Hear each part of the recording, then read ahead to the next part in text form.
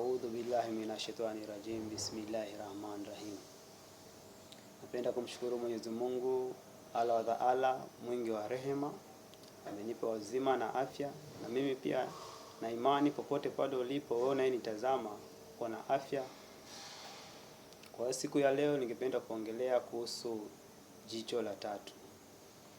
Watu wengi wamekuwa wakidaiwa kwenye mitandao na marafiki zao kuhusiana na maana halisi ya jicho la tatu.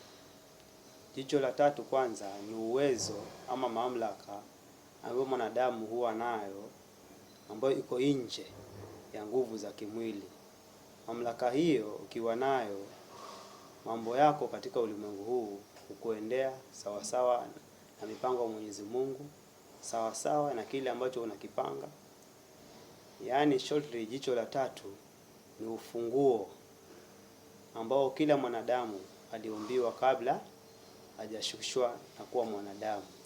Maana kulingana na historia za kale inasemekana kwamba kabla hatujapata mili hii na kuja hapa duniani, kuna mahali tulikuwepo ambapo Mwenyezi Mungu yeye pekee yake ndio anajua ni wapi.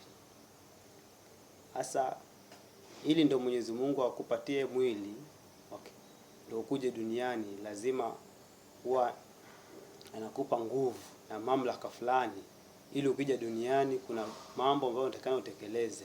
Kuna ile sababu kuu ya kwa nini umekuja duniani. Mwenyezi Mungu hawezi leta binadamu duniani pasipo sababu kuu, pasipo hoja maalum ambayo anapaswa kuja kuifanya. Upande mwingine, hiyo tunaita nyota, kibali ambacho Mwenyezi Mungu huwa anaachia ndo uletwe hapa duniani uje uwe kile kitu ambacho unapaswa kuwa. Lakini tukikuja hapa duniani, kwa kuwa kuna uchafu mwingi, kuna laana, kuna mikosi, kuna nuksi kutokana na adui yetu Ibilisi ama shetani kwa wale wa Kristo wanaomuita, basi zile nguvu ama kile kibali sana sana huwa kinapotea ama huwa kinazibwa, unaingia giza. Unajipata mtu unaishi lakini maisha yako hayana mwelekeo. Unapata kile unachokifanya hakiendi kwa sababu kuna giza la hii dunia limeandama maisha yako ambayo Mwenyezi Mungu alikuwa amekupangia uweze kuishi kwayo. Sasa ukiwa na hii mamlaka ama ukiwa jicho lako la tatu limefunguliwa, ndipo utapata nguvu na kibali cha kuishi yale maisha ambayo Mwenyezi Mungu alikupangia uishi kabla hajakuumba, kabla hajakupatia mwili wa damu na nyama. Basi ni jinsi gani unaweza kufungua jicho lako la tatu? Ziko njia mbalimbali ambazo unaweza kufungua jicho lako la tatu. Na njia ya kwanza, napaswa kwanza kujua wewe ni nani. Ukae chini peke yako, ujiulize maswali, wewe ni nani? Umeumbwa kuja kuwa nani? Na kwa nini uko hivyo? Na kwa nini uko hapo mahali ambapo ulipo? Ni sababu gani zinasababisha uwe jinsi ulivyo? Ni sababu gani zinasababisha labda upige hatua ama unapiga hatua? Ni nguvu gani hiyo? Ukijiuliza hayo maswali, kuna suluhisho ambayo utakuja nalo. Suluhisho la kwanza, mimi naamini kabisa utakuja nalo, ni kutaka kujua wewe ni nani. Amini katika kutaka kujua wewe ni nani, hapo ndio utajua una nyota gani, unapaswa kufanya nini. Na uwezi jua kwa kupitia kwa kuomba ama kwa kupiga kuweka dua ama nia, haiwezi. Ili ujue wewe ni nani, ujue una nyota gani, lazima utembelee yule kiongozi wako ambao unamwamini wa dini, kwa wale wa Kristo na wale Waislamu.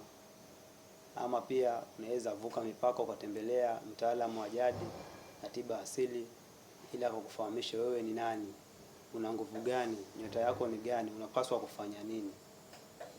Ukishajua wewe ni nani, una uwezo gani, ni nini unapaswa kufanya na nini usipaswi kufanya, ni wakati gani, hapo sasa ndipo jicho lako la tatu huwa limeanza kazi ama umeanza kufunguka na unaanza kuishi katika muktadha wa jicho la tatu, nguvu ya halisi ambayo Mwenyezi Mungu alikuumbia ukapata kuishi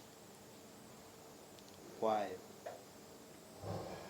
Sasa cha muhimu ili uweze kujua ama uweze kufungua jicho lako la tatu, kwanza unataka ukae chini wewe peke yako ujiulize maswali haya. Swali la kwanza, je, mimi ni nani? Swali la pili, mbona niko hivi? Swali la tatu, angalia kile ambacho kinakuzunguka, kama ni chema ama ni kibaya. Jiulize katika yale mema ama mabaya ambayo yanatoka pale, wewe una lipi ambalo umelianzisha ama una lipi la kuonyesha katika ulimwengu huu kuwa nimefanya jambo fulani. Kisha jiuliza hayo maswali, basi lazima utakuja na njia mwafaka ya kupata majibu ya hayo maswali. Na njia ziko aina tatu. Iko njia za kidini, iko njia za kiimani ambayo iko nje ya kidini, ambayo katika imani hizo kuna mizimu na majini, kuna waganga, ikiwemo pia na shetani ambaye ni Lucifer. Lakini shetani ni mtu ambaye amelaaniwa, hupaswi kufuatilia ama kufuatilia njia yake, maana ni mtu aliyelaaniwa. Ukifuata njia ya shetani, mwisho ni kuangamia. So mtu kama mimi napenda kushauri sana watu wengi ambao wanataka kufungua jicho lao la tatu, tafute mtaalamu wa tiba asili na mambo ya jadi.